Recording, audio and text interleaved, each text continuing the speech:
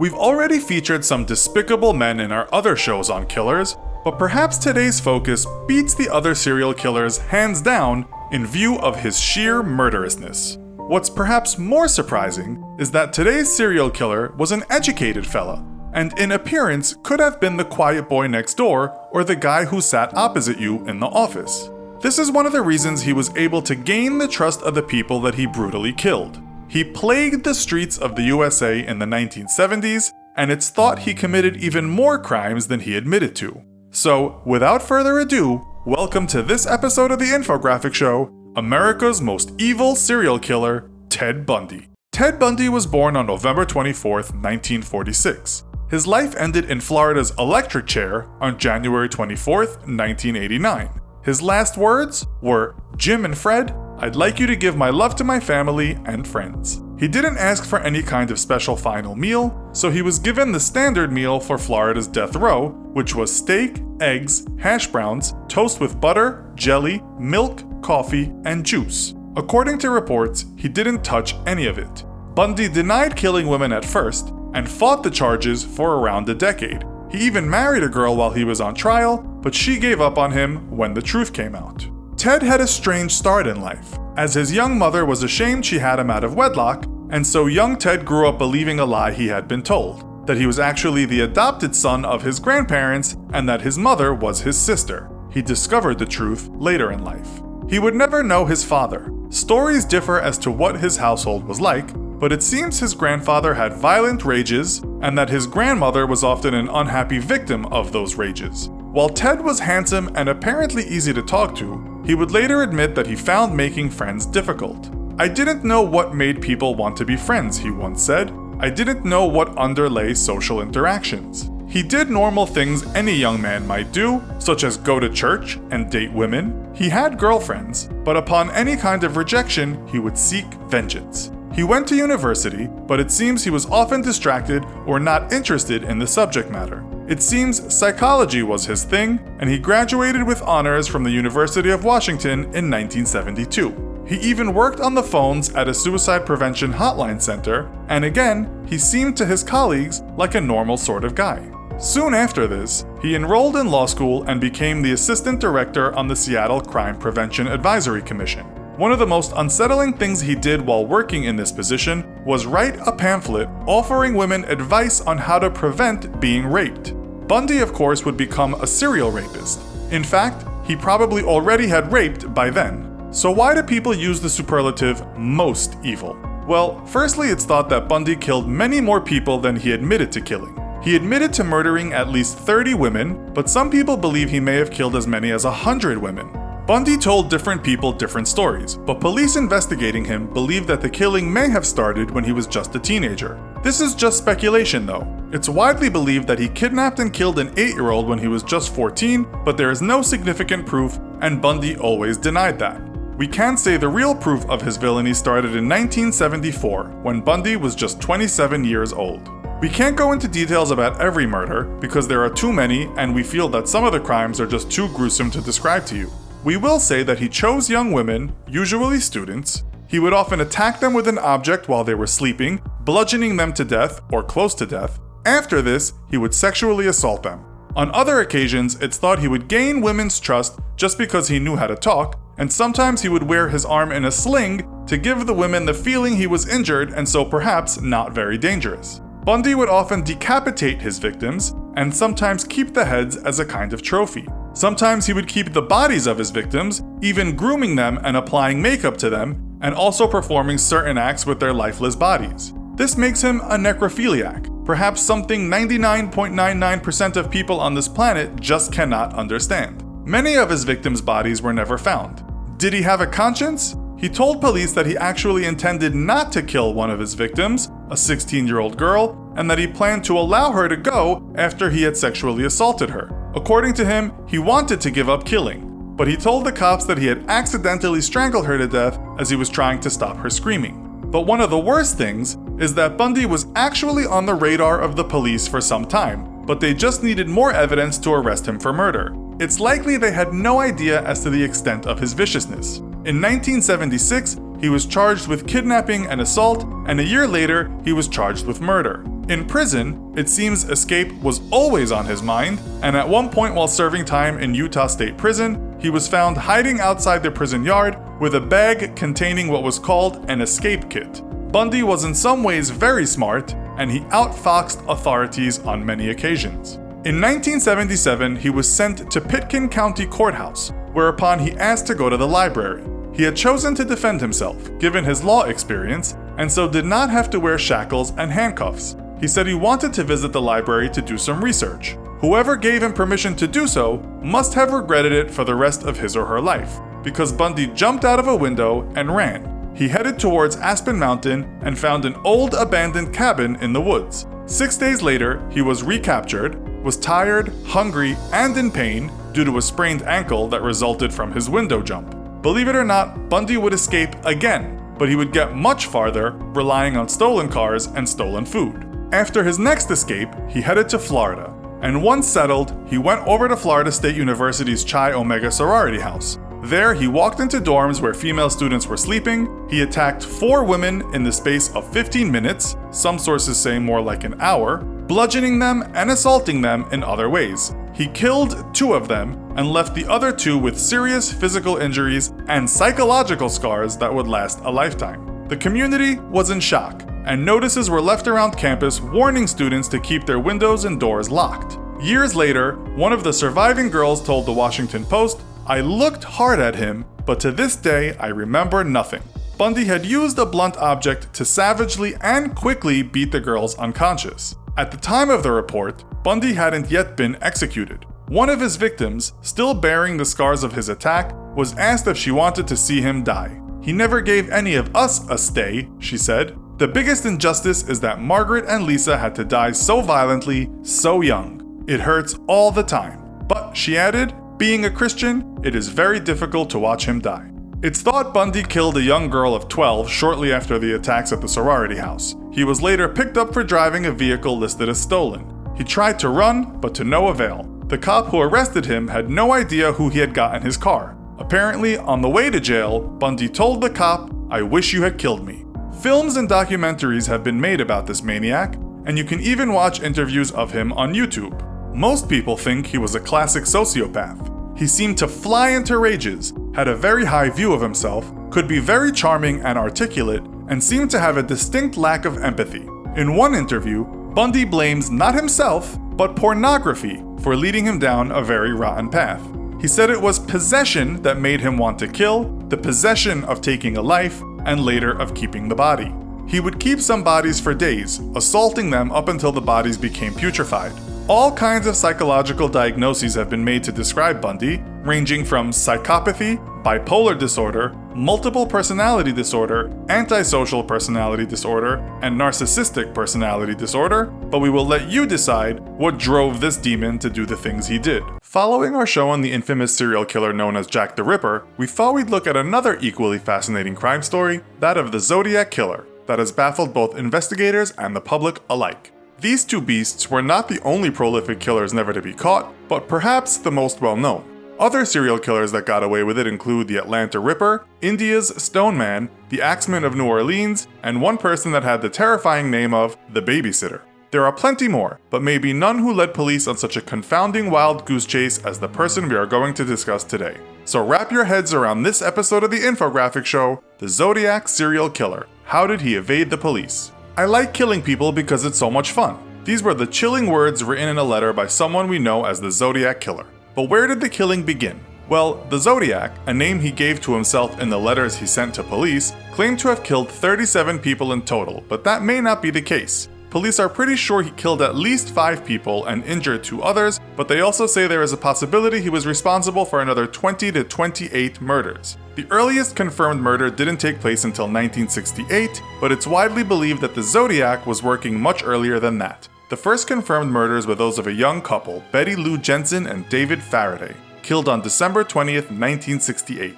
The couple pulled into a place named Lover's Lane, probably about to reach first base on what was said to be their first date. They didn't get too far because a man approached their vehicle and shot the man in the head. The girl ran, but was shot 5 times in the back. A few months later, the Zodiac would claim these murders as his own, and he would share details only the killer could have known. You can go back much earlier though to 1963, and again, this terrorizer of the night picked on young people. High school lovers Robert Domingos and Linda Edwards used Senior Ditch Day to go for a sunbathe at Gaviota State Park in California. They never made it home. The boys' dad found the bodies after becoming worried about his son being out for a long time. When he went to the beach to look for them, he found both his son and the girlfriend tied up. The boy had been shot 11 times and the girl 9 times. This may or may not have been our man. Did the Zodiac kill 18-year-old Sherry Josephine Bates, brutally stabbed several times and her throat slashed so hard it almost decapitated her? That was in 1966, and it was some years later that police thought this too could have been the work of the Zodiac. Police are sure the Zodiac almost killed 19-year-old Michael Magoo and did kill his 22-year-old girlfriend Darlene Ferrin. Both were shot in 1969 while sitting in their car at Blue Rock Springs Park in Vallejo. The killer later called the police and described exactly what had happened. He finished the chilling call saying, "I also killed those kids last year. Goodbye." He was referring to Jensen and Faraday. Perhaps the grisliest confirmed crime was that of two lovers, 20-year-old Brian Hartnell and 22-year-old Cecilia Ann Shepard. The pair were relaxing at a lake in Napa County, California, when a man in a hooded costume with the Zodiac emblem sewed on it told them he was a prison escapee. He bound them with clothesline while they were on their backs. He then stabbed the boy 6 times in the back, turned to the screaming girl and stabbed her 10 times. Hartnell actually survived. The killer then went up to the couple's car and scrawled in pen some information about the other murders. Hartnell unfortunately wasn't able to give police much information about the man that almost took his life. The last confirmation, and perhaps the closest the Zodiac came to being caught, was when he shot 28-year-old Paul Stein in the back of his head from his taxicab in San Francisco. He only just got away as police approached the scene, but for some reason the cops were looking for a black suspect. The cops thought it was a robbery until shortly after the San Francisco Chronicle received a letter signed from the Zodiac. The letter stated, "I am the murderer of the taxi driver." And just to be sure the police believed him, also inside the letter was a piece of the bloodstained shirt that Stein had been wearing on the night. People did see a man near the cab that night though, and now police thought they had some idea concerning what he looked like. The Zodiac said that was a bad version of him, stating in a letter that the night of the murder he was wearing a disguise. There were many more suspected murders, but we can't go through them all. Let's talk about these letters instead, most of which were written with terrible handwriting.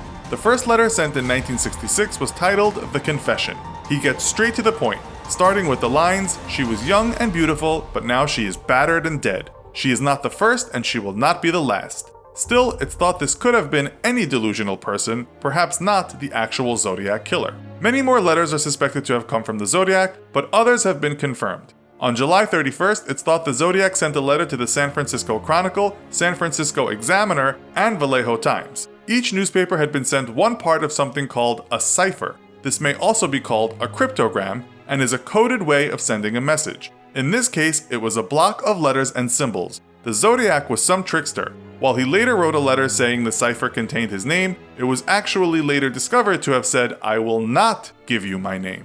He sent a series of letters, sometimes with ciphers. The first cipher, when worked out, contained a message, part of which read, "The best part of it is that when I die, I will be reborn in paradise, and all those that I have killed will become my slaves." He even wrote to Chronicle reporter Paul Avery, who had been working on the case. It was a Halloween card that contained the text, "Peekaboo, you are doomed." This was a threat, a matter that became serious for Avery. Despite what the Zodiac movie tells us, it was later said by Avery's friends and colleagues that the case didn't drive him to drugs and drink and his eventual death. That part is fiction, said the people. The last letter received was on January 29, 1974. In this letter, the Zodiac wrote that the film The Exorcist was a great satirical comedy. He left a symbol that has never been explained, and like that, he was gone. So, why was he never caught? Well, firstly, some people do think the police had their man, they just didn't have the sufficient evidence to get a conviction. The prime suspect has always been Arthur Lee Allen, and he's the only one that police gained search warrants for. Several police officers have said they thought it was him. Robert Graysmith, the cartoonist at the San Francisco Chronicle who was very close to the case at the time of the murders, wrote a book called Zodiac, and in it, he puts Allen as the main culprit. Police were all over him for almost 20 years and in the end, had a lot of leads. Bloody knives in his car, matching footprints at the murder scene, a knowledge of ciphers, a positive ID from a survivor, being seen close to one killing, other people saying he had bragged about killing and had talked about naming himself Zodiac. He even had a history of abusing children and an apparent hatred for women, although police said they just could not find enough evidence to convict him. So perhaps it's as simple as that. Cops had their man, but he slipped through their hands. His handwriting didn't match, and neither did his DNA on the envelopes of the Zodiac letters. Allen was found dead in 1992 at his home. Was it Richard Gaykowski, a good fit for the sketch, mentally unstable, and most of all linked to the ciphers that were sent? Still, the man's friends have given him solid alibis for some of the murders. Was it Earl Van Best Jr., an absolute dead ringer for the Zodiac sketch, and his name seems to appear in the ciphers? Some people have said it might have been the Unabomber, aka Theodore J. Kaczynski, but given his intellect, modus operandi, and of course his twisted but profound reason for killing, it just wouldn't make sense. One connection we suppose is that they both wrote to newspapers to spread the news of their wicked game. Was it Ricky Marshall, who owned a typewriter and liked the same movies as the Zodiac? That's hardly a strong case. Was it mentally ill Lawrence Kane, who knew coding, whose name may have been in the ciphers, and who was actually a colleague of one of the victims? What about Ross Sullivan, another mentally ill man that was close to the location of the murders and a good fit for the sketch? And guess what? The Zodiac once mentioned the opera The Mikado, written by none other than Gilbert and Sullivan. The list goes on, but these guys have all been discussed widely by people that have followed the case professionally, and also all those online sleuths we have these days. There are plenty of zodiologists out there, and many have differing opinions. Why was he never caught? Many hypotheses have been put forward, from bad police work, different police departments working on the case and not communicating well, to good old plain luck on the killer side, to the fact the killer was likely not related in any way to any of the victims. They usually are, even if it means they regularly catch the same bus. He chose his locations carefully, for the most part, which were often totally remote and far from each other. We might also add that back in the 60s and 70s, the forensic technology was primitive compared to now. These days, it's likely his murders would not have only been on CCTV, but they'd be going viral after being posted on something like LiveLeak. Even the lead investigator on the Zodiac case doesn't know why they didn't catch him in the end. His name was Dave Tashi, and we'll leave you with something he said.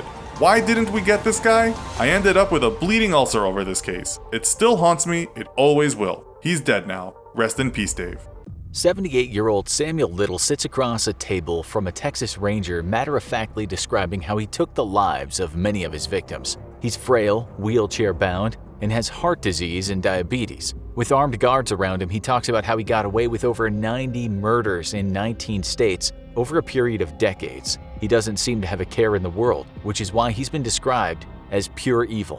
From 1970 to 2005, this man traveled from state to state, covering much of the U.S. in search of vulnerable women that would satisfy his deranged needs. In 1971, in Kendall, Florida, there was a Sarah or Donna. He describes this Jane Doe perfectly and then sketches her face for investigators. He does the same for a 25-year-old woman he says he met outside a strip club in 1984 when driving to Cincinnati. Slight of frame, short blonde hair, blue eyes, and with the look of what he calls a hippie. Her fate was sealed when she got in the car. These confessions, with their detailed descriptions, and it has to be said, fairly accomplished sketches, not only surprised investigators but rocked the USA. The authorities knew very well that Little wasn't making it up. Not all his confessions have been confirmed, but enough of them have for the FBI to announce that Mr. Little is the most prolific serial killer in US history. Before we get into some of those cases and how on earth he got away with his crimes, what do we know about Samuel Little, the child?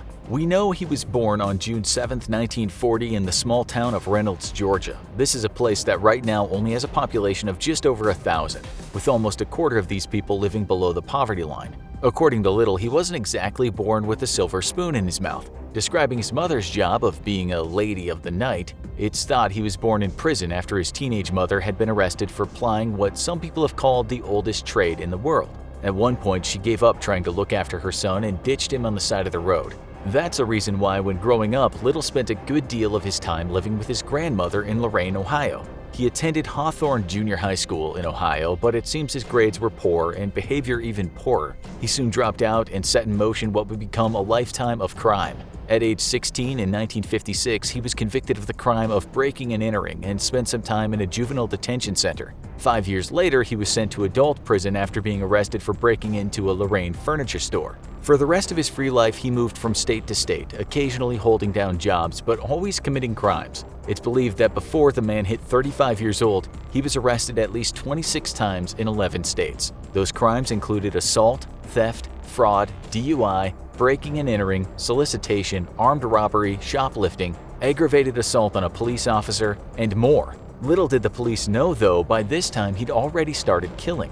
By that time, the mid-70s rolled around. Stealing through the day and going out looking for women at night was how he spent many of his days. Those women were almost always African Americans living on the fringes of society. They were women who worked as prostitutes, or were addicted to drugs, or were homeless and living in shelters, or all of those things. Little once commented, "They was broke and homeless, and they walked right into my spiderweb." His modus operandi didn't often change in that he went to the places where the most vulnerable people could be found, and then he befriended women. Sometimes he'd offer them a ride in his car, sometimes he'd ask to go for a drink with them. At other times, he tempted them with the promise of drugs. Once they'd gotten into his car, they had a little chance of surviving. This was a strong man, a muscular man who'd fought as a light heavyweight boxer. He'd often knock his victims clean out before strangling them, an act which gratified his perverse desires. Sometimes he'd stroke their necks, feigning intimacy, kindness, and then his powerful hands would tighten around him. His crimes shouldn't have gone on for as long as they did, but as you'll find out later, his choice of a victim was very likely the reason why he could do what he did and get away with it. He almost came unstuck at the start, though. On September 11, 1976, a woman named Pamela K. Smith was found half naked, her hands tied behind her with electrical cord. Pounding on a stranger's house door, she screamed and shouted until someone came to help her. This woman, a drug addict, said Little had picked her up in the city of St. Louis. They'd driven around for a while and then parked in a quiet area. Little attacked her. She managed to escape, and soon the cops found Little still in his car. He denied any kind of sexual motive for the attack and said, in his own words, "I only beat her." For that crime, he spent just 3 months in the county jail. Had the woman not escaped, that could have been a murder. Had she not been in trouble with the law in the past for her heroin addiction and failing to turn up in court on occasions, Little might have been scrutinized a little more. In 1982, a mentally disabled woman named Patricia Ann Mount was found in Forest Grove, Florida. This woman, who had an IQ of just 40, was last seen dancing with a man in a tavern. That man was Samuel Little. He was acquitted of the crime, with a defense attorney stating there's more doubt than there is fact. Many years later, Little would let the authorities know that he indeed had committed that murder. She wasn't his only victim in Florida either. Then there was Melinda Rose Lapre. Her body was found in 1982 in Pascagoula, Mississippi. She'd been dead a long time, so the body was in a state of advanced decomposition, which didn't help investigators. The night she went missing, she'd been working as a prostitute. When she left the streets in a station wagon, other women on the street saw the man who was driving the car. They gave a description of him to the police, and so when 6 weeks later Little was picked up in a traffic stop, he was taken in for questioning. Not only did one of those women pick out his image in a photo lineup, but another woman came forward and said the same man had assaulted her in the past. The problem was, prosecutors said there was no physical evidence to link Little with the murder. They said a positive ID wasn't enough to take the case to trial, so Little was allowed to go. An even worse blemish on the justice system is the fact that the district attorney's office said it wasn't happy about prosecuting a man when the only witnesses were prostitutes. Investigator Darren Versiga later said that the police back then were hesitant to believe assault claims from black prostitutes. Such discrimination is of course sad and patently unethical, but it's not that unusual, and certainly wasn't so unusual in the past. You'll see there's a term in the world of crime called the less dead people. These are the folks that serial killers often prey on. They're the poorest, most disenfranchised citizens, folks who can go missing and no one even reports it. Sometimes they end up as Jane or John Does, even if the police do have an ID. Due to their low socioeconomic status, and in some cases their rap sheet, they might not exactly drum up a lot of sympathy from the public or be the most pressing cases for homicide detectives. They were seen as less alive, less valued before they died, and so when they did die, they became less dead, even though you'd think they'd elicit the most sympathy given their difficult circumstances. This is how one person described how law enforcement sometimes treats the less dead. A great deal less pressure is felt by the police when victims of crime come from the marginal elements. Samuel Little knew what he was doing by targeting society's most vulnerable. He talked about it once in an interview, saying, "I never killed no senators or governors or fancy New York journalists. Nothing like that. I kill a journalist, it'd be all over the news the next day. I stayed in the ghettos." The FBI has since said that many of his victims didn't look as though they'd been murdered. Since he punched and strangled the women, police often thought the cause of death was a drug overdose or an accident or death from natural causes. Still, others have written that police didn't look hard enough, and that's because the lives the women had led. Perhaps rather than rigorously scrutinize the cause of death, a death of a woman with a history of petty crime or drug use was sometimes overlooked. If you look at Little's many victims, almost every single one of them fits into the less dead category. We'll get around to them soon, but first let's see how Little was caught. In 1984, he was arrested in San Diego. He kidnapped one prostitute and left her for dead on a dirt road. And then a month after that, he was found on that same dirt road with an unconscious woman in his car. Both women had been hit hard and then choked, but both of them survived the ordeal. A jury couldn't reach a verdict, and Little in the end pled guilty to the crimes of false imprisonment and assault with great bodily injury. He was out after only 2.5 years, then moved to Los Angeles. During this time in the City of Angels, it's thought he killed at least another 10 women, and at one point was arrested for possession of cocaine. He never turned up in court and then fled LA. He moved around yet again and had many brushes with the law, although because the warrant for his drug possession charge was non-extraditable, he was never sent back to LA to face the charges. It wasn't until September 5, 2012, when he was staying at a homeless shelter in Louisville, Kentucky, that his web of crime started to become untangled. An LAPD detective named Mitzi Roberts had been working on murder cases, and she found that Little's DNA could be connected to 2 murders. He eventually was extradited to California on a narcotics charge, and it's there that DNA testing linked him with a 3rd murder. Shortly after this, the Florida Department of Law Enforcement was in contact with police from Mississippi, Alabama, and Georgia. Los Angeles detectives were talking to these people too, and it soon became apparent that this is the guy that could have killed the women from one coast of the US to the other. He was charged in 2013 for the murders of 3 women in LA. One had been found in a dumpster, another in a garage, and the 3rd down an alleyway. All 3 had been strangled.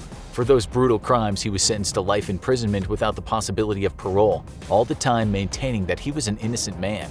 It wasn't until 2018 when Little started dropping confession bombs. He was 78 and on the verge of death, and it's then that he started talking to law enforcement from various US states. These confessions solved the cases of many deaths police had deemed suspicious, as well as unsolved murders. Little had a good memory when it came to faces and how he'd killed each victim, although he wasn't always good with dates. What was surprising was the fact that he was able to accurately sketch many of the people he'd murdered. While cops might have suspected him to be behind a lot of murders, they weren't prepared for what he told them. They were in fact interviewing the most prolific serial killer in American history. There's such a thing as serial killers that have claimed to have killed many more people than they are convicted of killing. It's said serial killer Gary Ridgway might have killed many more than the 49 people he was convicted of killing, but that's not been proven. Richard Cottingham, aka the Butcher of Times Square, claimed to have killed 85 to 100 people during his 13 years hunting down women, but it remains to be seen if that's true. As for Little, it's now thought that he killed 93 people, but the FBI has said for now they can only confirm that he killed 60 women. It's likely he killed his first person back in 1970. The FBI had said this about Little's confession. He remembers where he was and what car he was driving. He draws pictures of many of the women he killed. It's very likely he did kill 93 women, given his honesty about the other murders and the details he could recall. Although corroborating his stories is still a work in progress. We'll give you some examples of what he told the FBI. The reason the FBI has put these examples on its website is so someone might be able to help them with their investigation. Maybe some of our viewers could be of help after hearing this. Little said sometime between 1992 and 1994 he met an African-American woman in an area of Little Rock, Arkansas. He said it was a cold night and that it might have been snowing.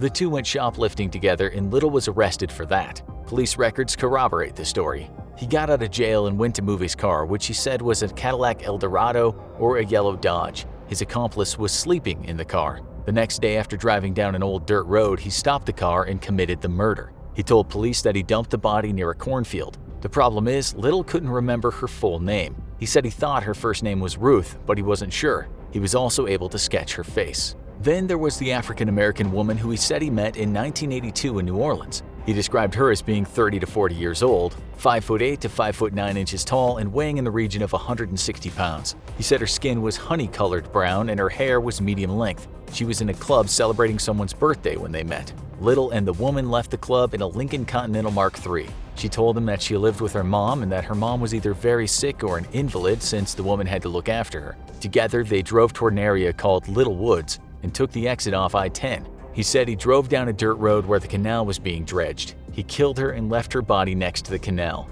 He drew a picture of her, too. It was 1971 or 1972 when he met another one of his victims, this time in Miami, Florida. He said she was an 18 to 19-year-old African-American transgender person named Marianne or Marion.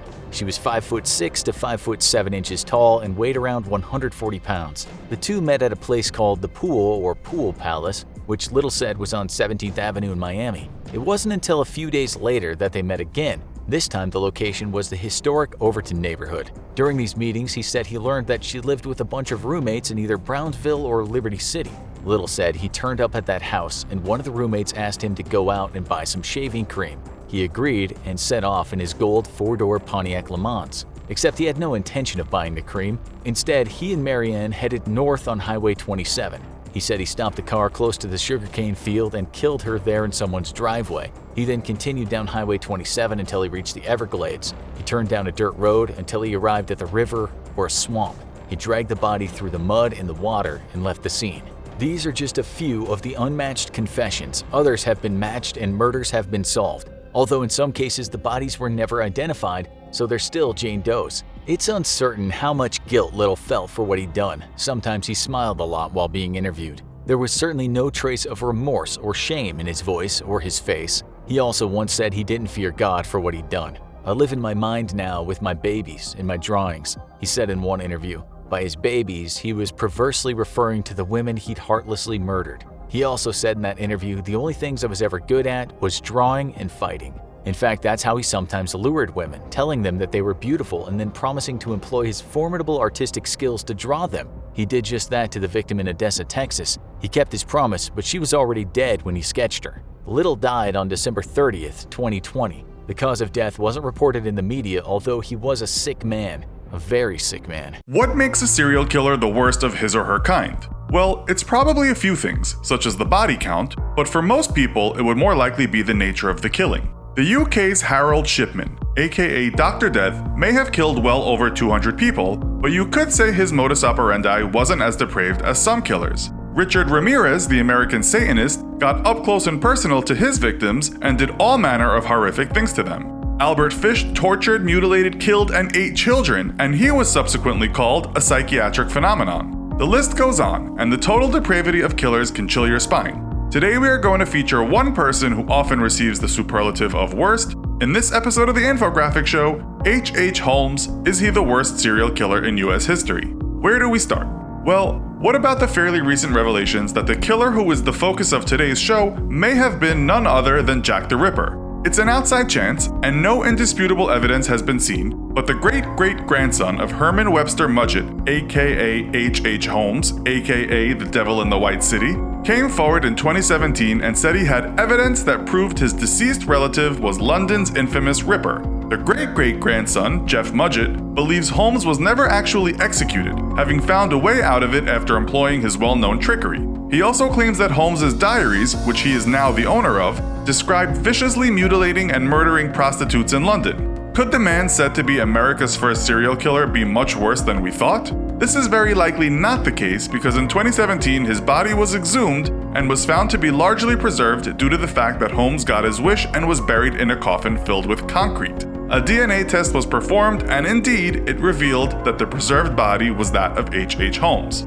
So what about H.H. Holmes? Why is he said to be one of the worst, if not the worst, in history? What exactly did he do to get that epithet? First of all, we don't know how many people he killed. He confessed to 27 murders, but police have only ever been sure about 9 of his murders. Some people believe that he may have killed in the region of 200 people, but that is very questionable. It isn't how many people he killed, however. As we say, Dr. Shipman is never regarded as the worst killer, but the manner in which he supposedly killed people. He was said to be a sadist, a fellow with a brutal propensity for watching people suffer and feel pain, and he would do this when they were locked inside one of his torture rooms. But let's start from the beginning. He was born in New Hampshire on May 16, 1861, and his childhood has been written about extensively. Did he torture animals, as many serial killers have been said to do, or was his childhood fairly normal? He is said to have admitted himself, "I was born with the very devil in me. The inclination to murder came to me as naturally as the inspiration to do right comes to the majority of persons." His early life fits the pattern of regular folks. He graduated high school, got married, had a kid, went to university. He then dropped out of one university and later went to another from which he graduated. If anything does point to his wicked ways, it's that he studied human dissection and as a young man was said to be violent towards his wife. But then things got out of hand. He started to move from city to city, and on at least 2 occasions was linked to the murders of young boys. One boy disappeared after allegedly being seen with Holmes, and another died after taking drugs from the pharmacy where Holmes worked. He certainly liked to keep moving, which could be the reason why most accounts of his life state that before he finally arrived in Chicago, he had become a big-time fraudster. Notably, it said his cons involved insurance, with one biography saying Holmes was stealing and mutilating medical cadavers and pretending they were victims of accidents to collect money. As for the dead children, police never linked them to Holmes. It's only in retrospect that we might wonder if he had anything to do with them. In Chicago, though, that's where the ghastly stuff really took place, when Holmes created his sick piece de resistance that became known as his murder castle. This was a 3-story building on Chicago's 63rd and Wallace Streets. A huge place, it took up an entire block. He called it the World's Fair Hotel, built for the upcoming World's Columbian Exposition, but it never really became a proper hotel. Holmes had all manner of problems with suppliers and was accused of possible insurance fraud when part of it burned down. It was always a shady project, only because Holmes seemed to have a difficult relationship with anyone involved with it. In 1937, long after Holmes' arrest, the Chicago Tribune described the place as queer, stating it had chimneys stuck out where chimneys should never stick out, its stairways ended nowhere in particular, winding passages brought the uninitiated with a frightful jerk back to where they had started from. They called it mysterious and crooked, as distorted as the killer's mind, with rooms with no doors and doors with no rooms. The stuff of nightmares. The thing with the house is that Holmes was the only person who knew how it actually worked. It was kind of a maze, a house of horrors that made no sense to other people. It was to this mad place that he invited mainly young women to stay. Some say it's hard to tell exactly what he did though, or who he killed, only because the man who was married to 3 people at the same time liked to tell a lot of lies. Benjamin Petezel was a friend of Holmes, and also an accomplice in some of his crimes. Petezel had agreed with Holmes to do a scam, whereby Petezel's death would be faked and they would share a $10,000 life insurance payment.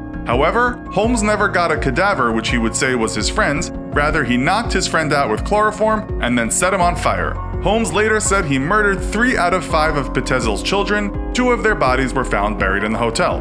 Holmes is also said to have murdered his mistress, Julia Smith, as well as her daughter Pearl. No one knows exactly what happened to them, but they went missing while staying at the hotel.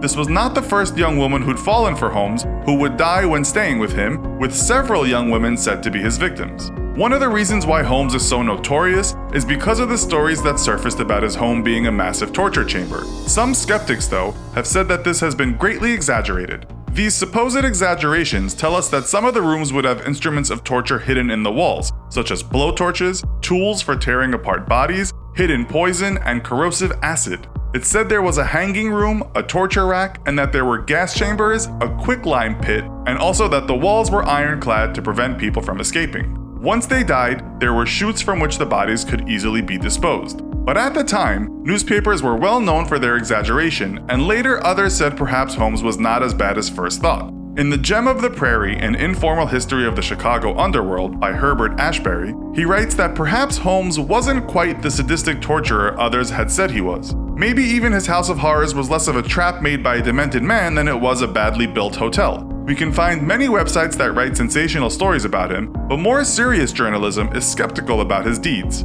Some people even doubt he said, "I was born with the very devil in me." In fact, it was later revealed that he was said to have a hanging room only because police found a rope, and that he chopped his victims up only because they found knives in a worn-out table. Mr. Holmes was no doubt a dastardly character, a heartless scammer, and a cruel murderer and thief. But as for the rest of the story, maybe, just maybe, there has been some embellishments. There's a book that has been called by many the most comprehensive work on serial killers. It's called The Method and Madness of Monsters and was written in 2003-2004 by a man called Peter Vronsky. In the introduction, he explains one of the reasons why he started writing the book, telling the reader that one Sunday morning in 1979, he checked into a New York City hotel. He was momentarily irked by the fact someone had held the elevator on the top floor. When that person finally came down, he passed Vronsky. He had a bag in his hand. Years later, Vronsky would discover that 2 heads and body parts were in the bag.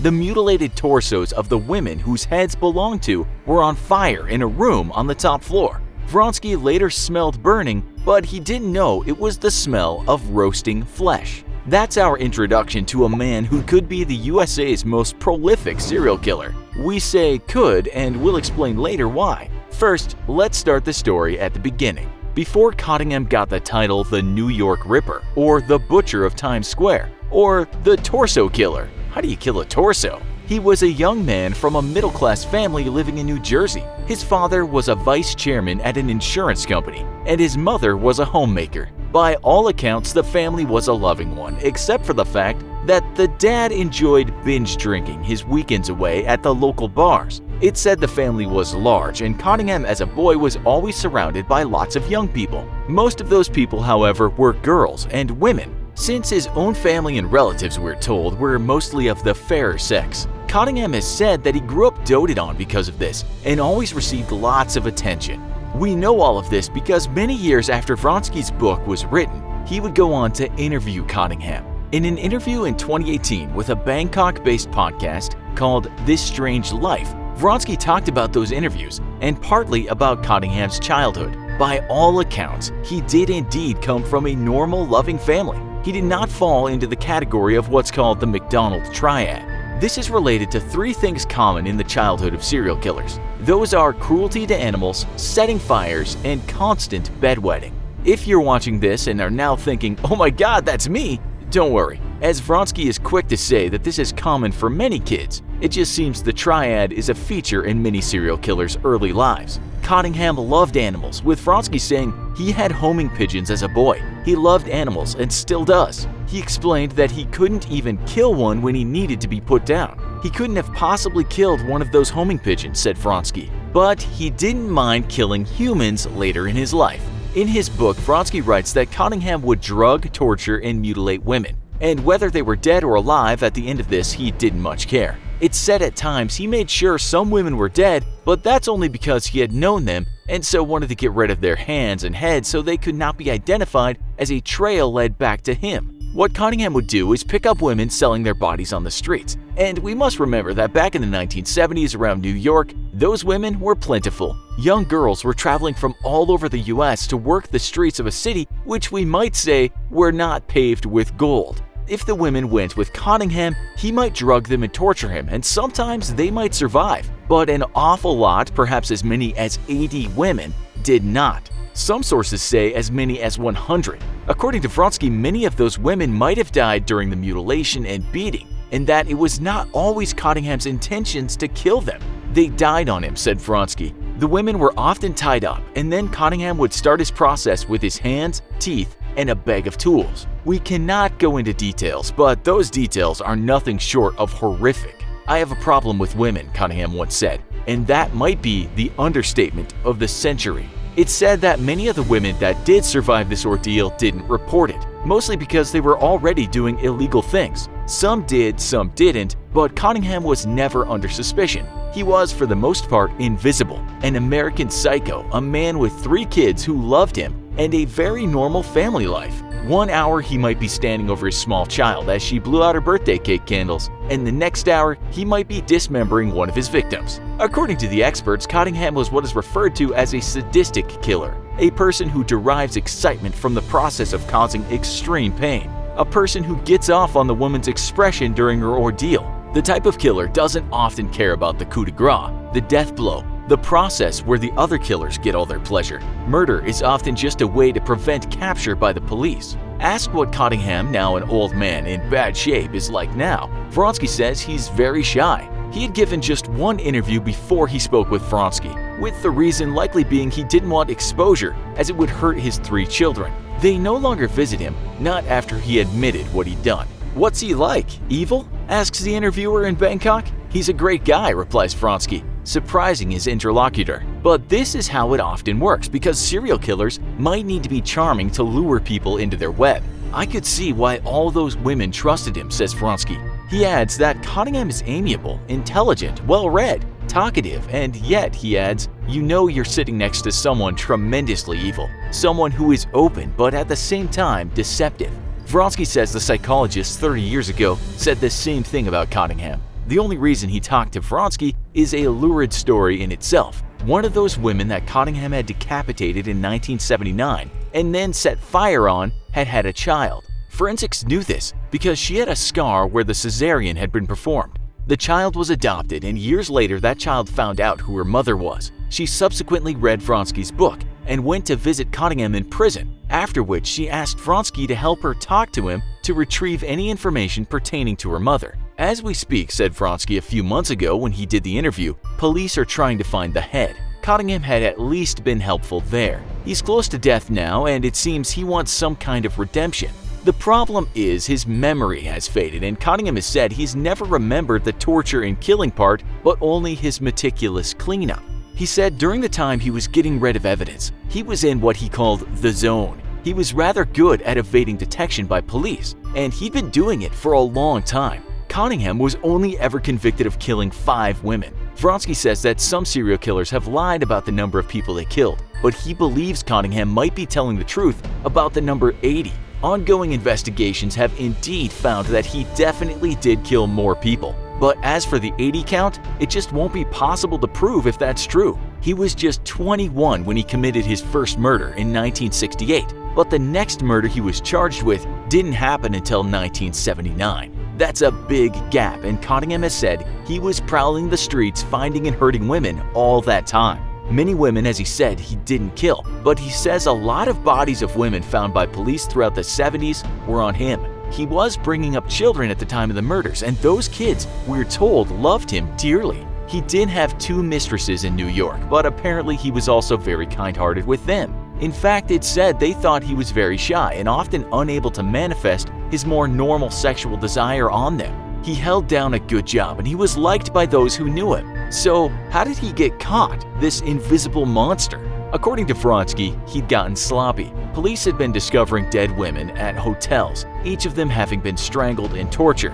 In 1980, Cottingham did this to one girl and then just stuffed her under the bed in the hotel. She was later found by a maid covered in bite marks, badly beaten, throat slit with a knife. A maniac was on the loose. Then Cottingham just a short time later picked up another woman, and he took her to the same hotel. The staff didn't think anything of it. For some reason, they didn't remember Cottingham and the fact that he had gone there just 18 days before with the girl that ended up being killed. He took this girl to a room and told her he would like to give her a massage, and then he proceeded to hold her down, handcuff her, and torture her. She screamed, and she later said in court he had told her, "You have to take it. The other girls did. You have to take it too." But those screams had been heard, and because staff at the hotel were already shaken by what had happened before, they immediately called the police. Cottingham was caught red-handed, the girl still on the bed, alive. At Cottingham's side were replica pistols, slave collars, a knife, and lots of prescription drugs. Police wasted no time in searching Cottingham's house, and there they found trophies he'd collected from other women he had murdered. The game was up. It was an easy case to solve from there. As we said, he was only convicted of 5 murders in the end, but that number certainly isn't the number of his actual victims. Vronsky said during his visits with him, which are still ongoing, or at least they were not too long ago, he appears looking like Santa Claus with his portly figure and white beard. He uses a wheelchair, and now at the edge of his own life, Vronsky says he is in a confessional state. Not because he feels bad about what he did, according to Vronsky, but because he's hedging his bets on the afterlife. According to Vronsky, Cottingham says there's more to what he did that has not come out. He hints that no one knows exactly what he did, said Vronsky in the interview, and people will be shocked when they find out. Needless to say, Cottingham won't ever be getting out of prison. So there you have the story of a loving family man who had a double identity, a man who evaded arrest in part because he didn't fit the profile of what most of us would think is a maniac who's capable of doing the most despicable things to another human being. Maybe there were signs, but if that's true, no one talked about them. In time, most of us realized that the real monsters in life come with human faces, sometimes all too normal. The boy next door, the doting dad, the guy with the briefcase and business suit who spends his weekends watching his young kids play sports. Cottingham is perhaps the perfect example of a Jekyll and Hyde character. There are many in the serial killing world.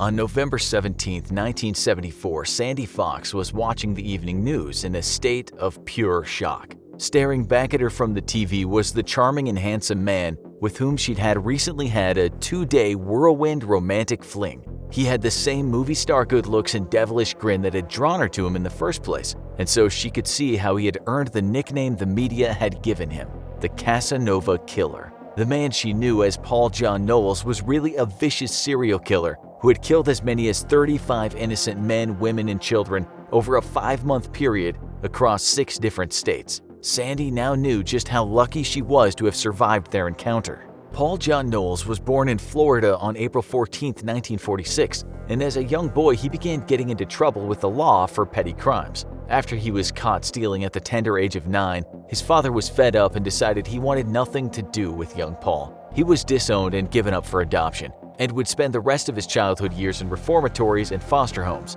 Unsurprisingly, this did little to curb his criminal tendencies, and the young Knowles would continue to steal, vandalize, and generally get himself into trouble with the law throughout his teens. His first true arrest happened at the age of 19, and from that point on, Knowles would spend an average of half of each year in jail for crimes ranging from burglary to auto theft. By early 1974, Knowles was serving a prison sentence in Florida's Rayford Prison when he found himself a new pen pal in Angela Kovic. After exchanging letters for months, Kovic had fallen head over heels for Knowles. She traveled from California to Florida to visit him in prison, and soon the two were engaged. She used her meager savings to hire a lawyer who was able to successfully get parole for Knowles. Upon his release, he immediately flew from Florida to San Francisco, where the two planned to marry immediately. However, just days before the wedding was set to take place, Kovic called it off. She claimed that Knowles had an aura of evil surrounding him and that her psychic had warned her about a dangerous new man in her life. Angela didn't know it at the time, but that decision quite possibly saved her life.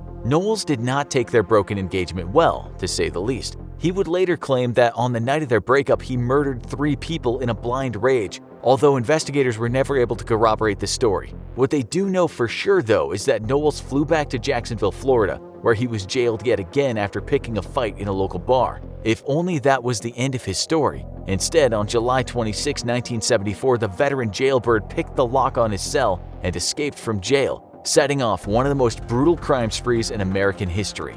That very same night that he escaped from a holding cell in Jacksonville, Knowles broke into the home of 65-year-old Alice Curtis, gagging her and tying her up while he ransacked her home looking for cash and valuables. Sadly, Curtis choked to death on her own dentures, making her the first confirmed murder victim. Whether or not he intended for her to die, her death seemed to unleash something truly evil in Knowles and kicked off a brutal months-long murder spree. Knowles spent a few days hiding out in Curtis's home with her dead body, eating her food and watching her TV. When he saw his own mugshot on the local news, he realized he needed to get far away from Jacksonville. Shortly after stealing Curtis's car, Knowles was driving through Jacksonville looking for a place to drop the hot vehicle when he saw 11-year-old Lillian Anderson and her 7-year-old sister Millette walking down the street. He recognized them as friends of his mother's, and fearing that they might be able to identify him, he kidnapped the 2 young girls, strangled them both, and dumped their bodies in a swamp outside of town before hitting the open road. He had now killed 3 innocent people, and he knew that he needed to get out of the area as soon as possible. By the next day, Knowles was in Atlantic Beach, Florida, where he broke into the home of Marjorie Howe. This time, he wasted no time strangling Howe with a nylon stocking before stealing her TV and getting back on the road. As he had made his way aimlessly north, Knowles strangled a hitchhiker that he had picked up, bringing his official total to 5 victims in just a few short days. After the murder of the hitchhiker, Knowles appears to have laid low for a few weeks, but before long he would be back to his evil ways. On August 23, 1974, Knowles strangled Kathy Pierce in Wasilla, Georgia, with a phone cord while her 3-year-old son looked on. Oddly, he left the boy unharmed. On September 3, 1974, Knowles met a businessman, William Bates, in a bar in Lima, Ohio. After drinking together for several hours, he strangled Bates, dumped his body in the woods, and stole his money, credit cards, and car. Bates was Knowles' first known male victim, and his body wouldn't be found until October. Knowles drove Bates' stolen car all the way to Sacramento before making his way back east through Utah and Nevada, where he murdered campers Emmett and Lois Johnson near Ely, Nevada, on September 18th. 3 days later, Knowles assaulted and murdered a female motorist who was stranded on the side of the road, leaving her body tangled in a barbed wire fence. On September 23rd, Knowles met beautician Ann Dawson in Birmingham, Alabama. The two traveled together for a few days until Knowles grew bored of her. He killed her on September 29th, but her body would never be found. After brutally murdering at least 10 people across 5 different states, Knowles once again laid low for a few weeks, but it was only a matter of time before the urge to kill became unbearable. On October 19th in Woodford, Virginia, Knowles shot 53-year-old Doris Hovey in her home with her husband's rifle. This time, he did not assault or even rob Hovey. Clearly, his lust for blood was all that mattered to Knowles now. Shortly after the murder of Hovey, Knowles picked up 2 more hitchhikers. He planned to kill the pair, but before he could, he was stopped by police in a stolen car for a routine traffic violation. The careless cop let him off with a warning, but the experience rattled Knowles. After dropping off the hitchhikers, he contacted a lawyer and confessed to his crimes. The lawyer recommended that Knowles turn himself in, but he refused. Instead, he allegedly taped a confession and handed it over to the lawyer before skipping town once again. He instructed the lawyer to make the tape public in the event of his death and insisted that any proceeds from his story go on to his mother. Despite his close call, Knowles was unable to stop himself from continuing to kill. On November 6th in Macon, Georgia, he met and befriended Carswell Carr. Carr took pity on Knowles, who he took for a drifter, and invited him to spend the night at his home. Over drinks, Knowles stabbed Carr to death and then strangled Carr's 15-year-old daughter. After fleeing this murder, Knowles might have killed hitchhikers Edward Hilliard and Debbie Griffin, but their bodies were never found. On November 8th, Knowles was bar hopping in Atlanta, Georgia, when he met British journalist Sandy Fox. Fox recalls being infatuated with Knowles' gaunt good looks and his resemblance to movie star Robert Redford. The two spent the night together, although Knowles was unable to do the deed, so to speak. Over the next 2 days, after repeated failed attempts at intimate relations, the pair separated on good terms on November 10th. Fox had no idea at the time just how lucky she was to escape with her life, but she would later say that she suspects that he let her live because, as a writer, she would be able to spread his story and increase his notoriety. The day after separating from Fox, Knowles made his first big mistake. He attempted to kidnap Susan McKenzie, a friend of Fox, and assaulted her at gunpoint. Amazingly, she escaped and reported Knowles to the police. Officers now had a name to link to the rash of mysterious killings and tracked Knowles down and pulled him over. Knowles was prepared though, and he managed to escape by brandishing a sawed-off shotgun.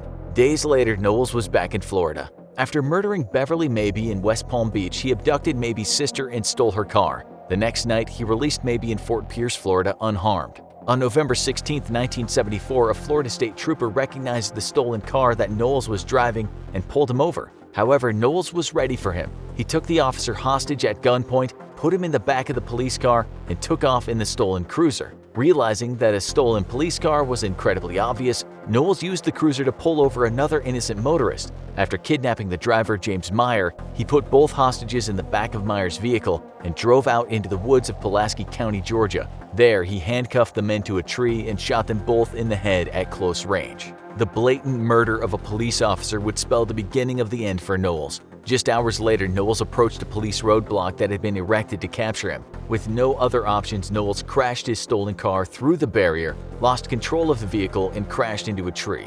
An injured Knowles then escaped on foot into the woods, firing shots at officers as he fled. Knowles was pursued by officers from several agencies armed with dogs and a helicopter, but in the end he would meet his downfall at the hands of a civilian. 27-year-old David Clark, a Vietnam veteran and avid hunter, spotted Knowles in the woods several miles away from the official search area on November 17th. Seeing that Knowles was bleeding from the wound on his head, the suspicious hunter cornered Knowles with his shotgun and held him at a neighbor's home until police arrived, finally putting an end to the vicious murder spree. Once in custody, Knowles claimed to have murdered more than 35 people between July and November of 1974, though police were only able to verify 18 of his murders. On November 18th, the day after his capture, Knowles was being transferred to a maximum security facility when he made one last desperate bid for freedom. He made a grab for the sheriff's revolver, which went off during the scuffle, prompting FBI agent Ron Angel to shoot Knowles 3 times at point-blank range, killing him instantly. The Casanova killer had met his own brutal and final end.